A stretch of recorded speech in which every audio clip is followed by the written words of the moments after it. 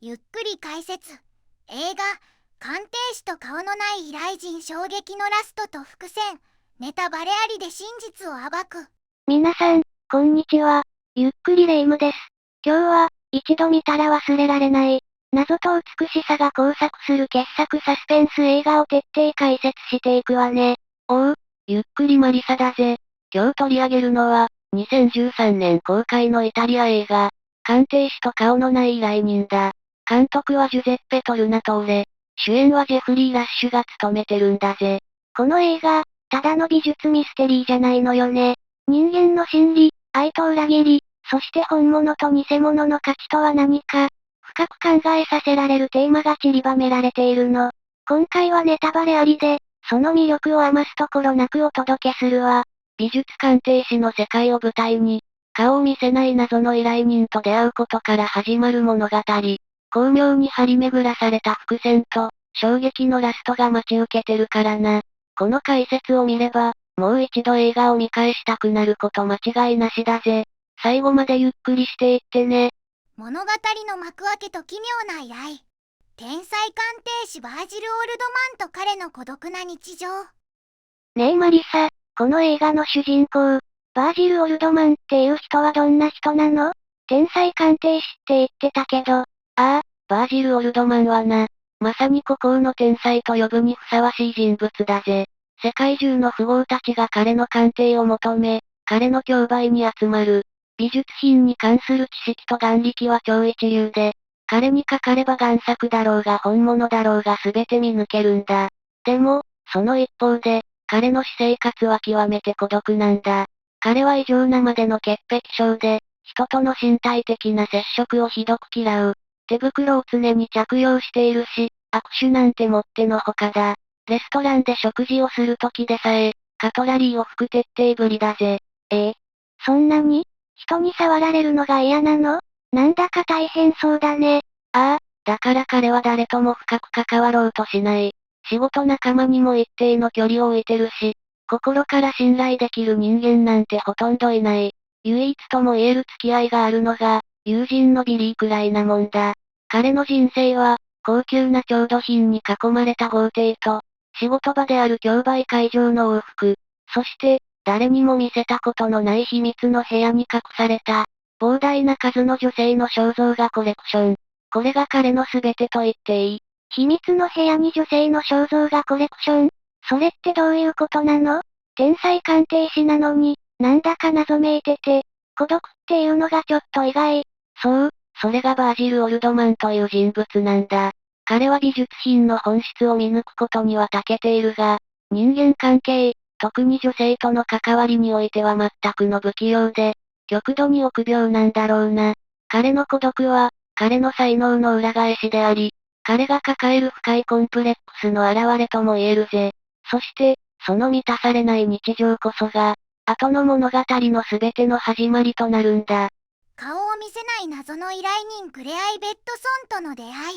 さて、そんな孤独なバージルの日常がどうやって変わっていくの？ある日バージルの元に、一本の電話がかかってくるんだ。相手はクレアイ・ベッドソンと名乗る女性。亡くなった両親の遺品である美術品の鑑定と売却を依頼したいと言うんだ。普通の依頼だね。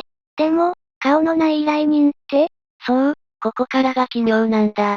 約束の日時に屋敷を訪ねても、クレアは絶対に姿を見せない。病気だとか、体調が悪いとか、何度も面会をドタキャンされるんだ。ドタキャンばっかり？普通ならそこで依頼を断るだろう？でも、バージルはこのクレアという女性に強く引きつけられていくんだ。なぜか根気強く屋敷に通い続ける。広くて立派なのに荒れ果てた屋敷の、どこかにクレアがいる気配を感じながらな。屋敷も怪しいんだね。クレアはずっと姿を見せないの？最初はな。彼女は広場恐怖症で一歩も外に出られない。人前にすら姿を見せられないんだと説明される。バージルは、そんな謎に包まれた彼女の存在に、これまでの人生で知らなかった種類の興味と関心を抱くんだ。謎めいた女性に惹かれたんだ。自分の集めた絵の中の女性たちとは違う、生きている女性。しかも顔が見えないというミステリアスさ。この顔を見せない依頼人。クレア・イベットソンとの出会いが、バージルの閉ざされていた心を開き、彼の運命を大きく狂わせていく始まりとなるんだぜ。屋敷に隠されたオートマタの部品と深まる謎。顔の見えないクレアさんからの依頼、屋敷の整理は順調に進んだの？それが、単なる遺品整理では終わらなかったんだぜ。バージルが屋敷の中を調べていくうちに、奇妙なものを次々と見つけ始めるんだ。奇妙なもの？どんなもの？それがな、古ぼけた機械の部品なんだ。歯車だったり、金属製の小さなパーツだったり、最初は偶然かと思うんだが、暖炉の中、壁の隙間、家具の引き出しの奥、屋敷のありとあらゆる場所から、まるで隠すかのように部品が出てくるんだ。そんなところから？一体何の部品なの？それ？バージルは、それが非常に古いオートマタ、つまり精巧なからくり人形の部品らしいと気づく。彼はすぐに旧知の友人である機械技師のロバートに連絡を取り、見つかった部品を見せるんだ。ロバートもその部品を見て驚く。どうやら、非常に価値のある、歴史的に有名なオートマタの一部である可能性が出てくるんだ。オートマタ？からくり人形の部品が、どうしてそんな屋敷に隠されているんだろう？しかもバラバラに。そうだろ？それが謎を深めるんだ。これらの部品は一体誰が、何のために隠したのか？クレアとその両親にどういう関係があるのか？そして、このオートマタは完全な形になるとどんな動きをするのか？バージルは美術品鑑定とは全く違う種類の好奇心を刺激され、このオートマタの謎、そして屋敷、ひいてはクレア自身の謎に、一層引き込まれていくんだぜ。このオートマタの部品の発見は、単なる遺品整理という依頼の裏に、何か隠された目的や秘密があることを強く示唆している。この映画のサスペンス要素をぐっと高める、非常に重要な伏線の一つなんだ。張り巡らされた巧妙な伏線とバージルの変化。クレアの存在に心惹かれていくバージルの心理描写。クレアの屋敷で見つかったオートマタの謎も深まる一方で、バージル自身の心にも大きな変化が起きていたのよね。そうなんだぜ、レイム。あれだけ人間嫌いで、潔癖症だったバージルが、顔さえ見たことのないクレアの存在に、日に日に強く惹かれていくんだ。最初は、彼女の奇妙な依頼の仕方に不快感を示していたバージルだが、扉越しに交わされる会話や、電話でのやり取りを重ねるうちに、クレアの声や言葉の端々に現れる繊細さや知性、そして何よりも彼女が抱える深い孤独に、自身の姿を重ね合わせるようになっていったんだ。今まで誰にも心を開かなかったバージルが、見えない相手にね。なんだか皮肉なものね。まさにそうだな。バージルは、クレアが語る広場恐怖症の苦しみや、屋敷に閉じこもるしかない閉塞感に、どこか共感めいたものを感じ始める。それは、彼が長年かけて築き上げてきた女性の肖像画のコレクションという、彼自身の歪んだ愛情表現や孤独の裏返しとも言えるものと、どこか通じる部分があったからかもしれない。彼は、クレアともっと話したい、彼女のことをもっと知りたい、という強い欲求に駆られるようになっていくんだ。それはもう、鑑定士としての興味を超えた感情ね。ああ、クレアの些細な言葉に一喜一憂したり、彼女が体調を崩したと聞けば、普段の彼からは考えられないほど心配したりするようになる。そして、どうにかしてクレアの信頼を得て、彼女の姿を一度でいいから見てみたいと願うようになるんだ。それは、まるで収集家がまだ手に入れていない希少な美術品を渇望するような、強い独占欲にも似た感情だったのかもしれないな。これまで、本物の人間関係を避け、絵画の中の理想の女性たちに囲まれて満足していたバージルが、初めて生身の、しかし謎に包まれた女性に心を奪われていく。この心の変化が、彼の冷静な判断力を少しずつ狂わせていくことになるんだぜ。孤独な天才が、初めて知った誰かへの強い興味と執着。それが吉と出るか凶と出るか、ハラハラする展開ね。友人ロバートの助言とオートマタの修復。クレアに夢中になっていくバージルだけど、その変化に気づく人物がいたわよね。ああ、それが機械修理の天才で、バージルの数少ない友人の一人、ロバートだ。バージルはクレアの屋敷で見つけたオートマタの部品を、ロバートの元へ持ち込み、修復を依頼していたからな。その過程で、バージルはクレアのことをロバートに相談するようになるんだ。あの人間嫌いのバージルが、恋愛相談なんて、ロバートも驚いたでしょうね。そりゃもう、びっくり仰天だったろうな。ロバートは女性の扱いに慣れているというか、ある意味プレイボーイ的なところもある男だから、バージルのぎこちない恋の悩みを面白がりながらも、的確なアドバイスをしていくんだ。女性は神秘的なものが好きだとか、時には大胆な行動も必要だとか、バージルが今まで全く縁のなかった恋愛の駆け引きを吹き込むんだぜ。ロバートのアドバイスは、バージルにとって効果があったのかしら？良くも悪くも、な。バージルはロバートの言葉を鵜呑みにして、クレアに対して少しずつ大胆なアプローチを試みるようになる。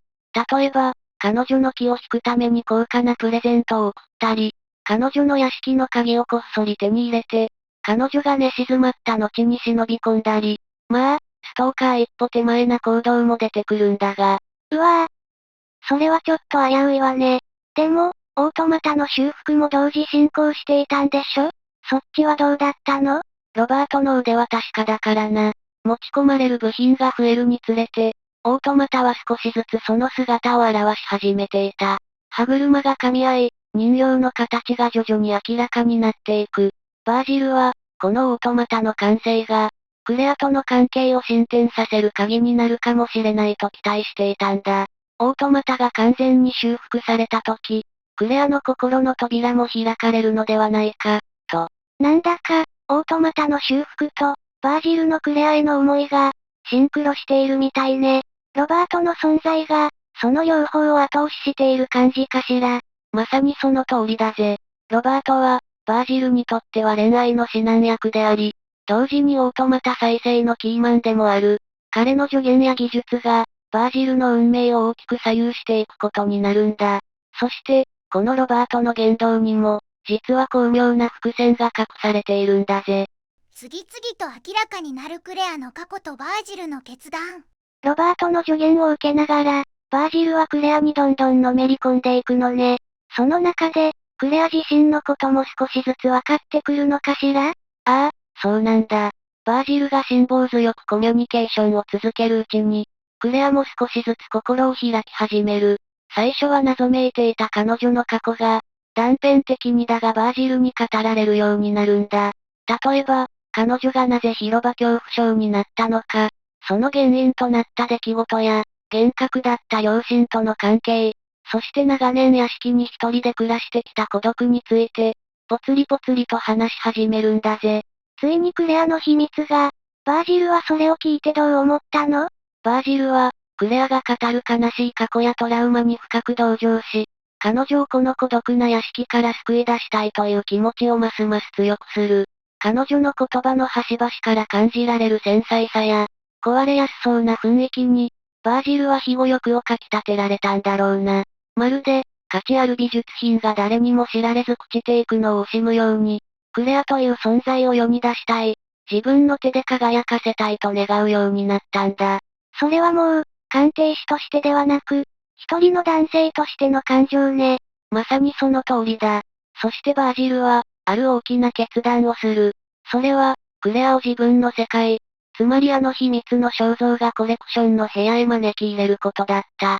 今まで誰にも見せたことのない、彼の最もプライベートな空間だ。そこにクレアを招き、自分の全てをさらけ出すことで、彼女の信頼を完全に勝ち取り、彼女を外の世界へ連れ出そうと考えたんだぜ。バージルにとって、それはものすごく大きな一歩ね。自分の殻を破るような決断じゃないかしら。ああ、長年、他人を拒絶し、偽りの美術品に囲まれて孤独に生きてきたバージルが、初めて他者に自分の内面を見せようとするんだからな。それは、彼にとって大きな賭けでもあった。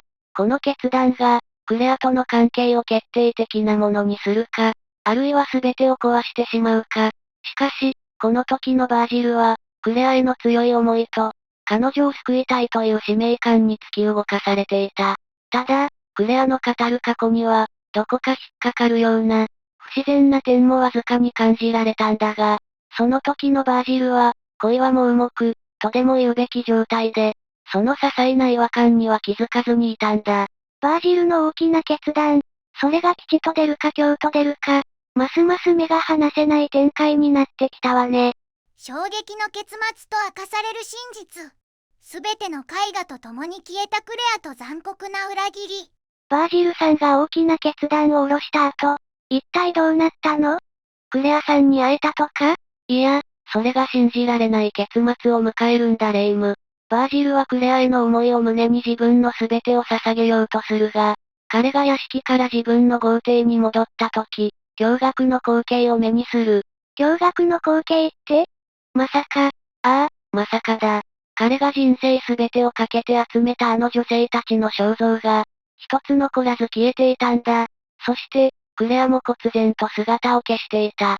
屋敷には誰もいない。まるで最初から何もなかったかのように。嘘でしょ。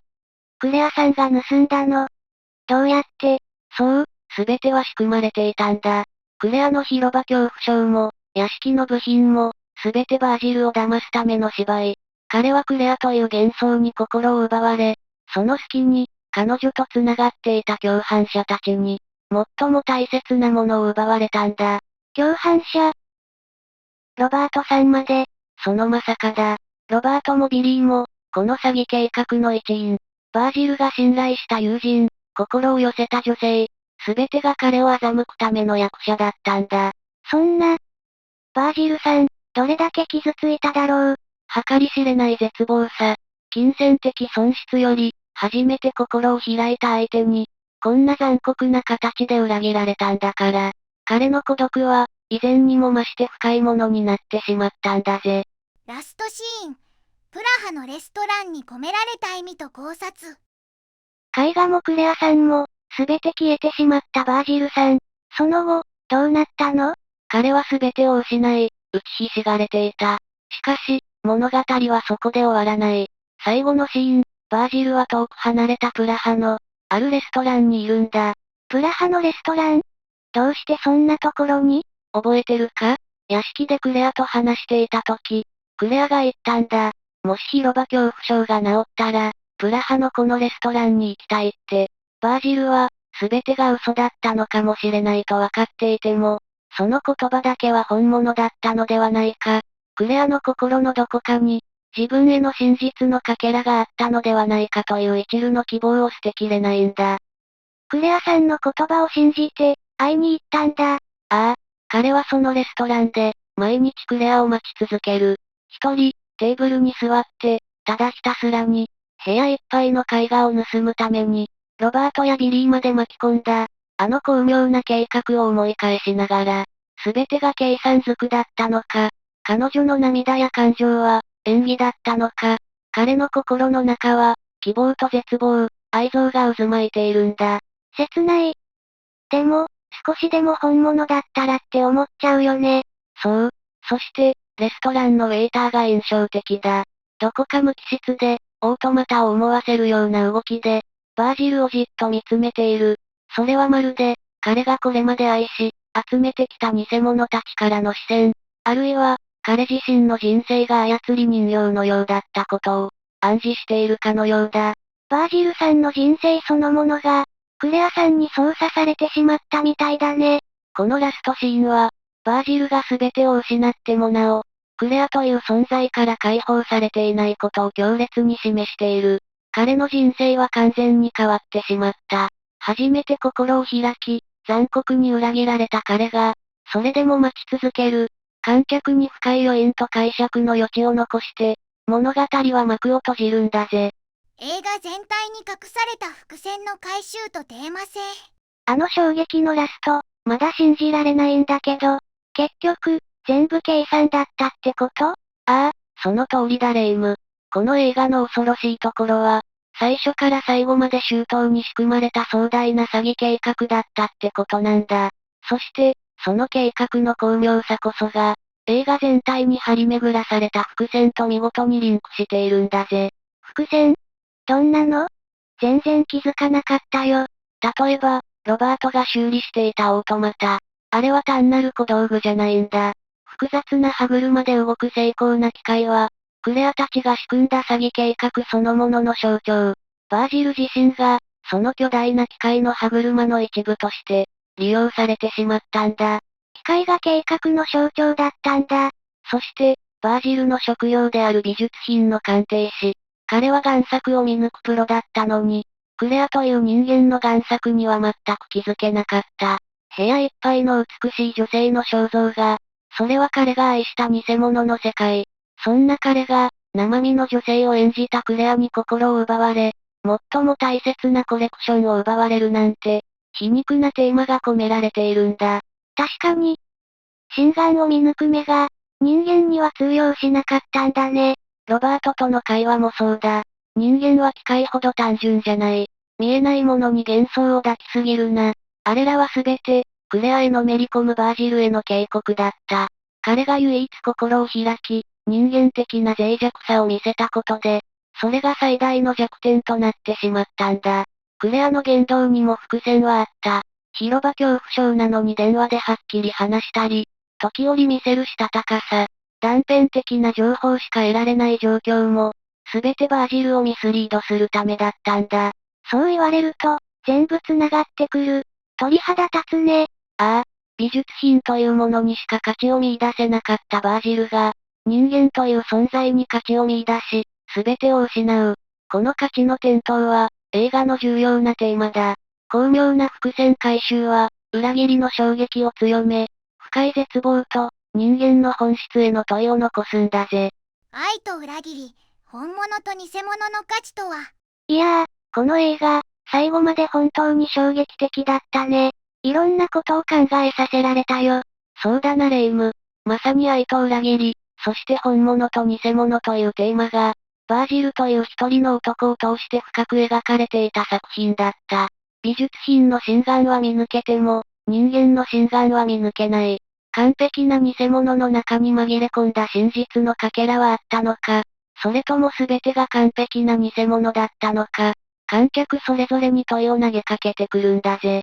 バージルさんの、あの最後の姿が忘れられないな。ああ、全てを失ってもなお、彼が待ち続ける姿は、人間の脆さや、一度芽生えた感情から逃れられない業のようなものを感じさせる。巧みな伏線と衝撃的な結末で、人間の信頼や価値観を根底から揺さぶる、まさに傑作と言えるだろう。最後までご視聴いただきありがとうございました。これからも役立つ情報をお届けいたしますので、チャンネル登録と高評価をよろしくお願いします。コメント欄でご意見や質問もお待ちしています。それではまた次回お会いしましょう。バイバイ。今日も一日良い日で、またね。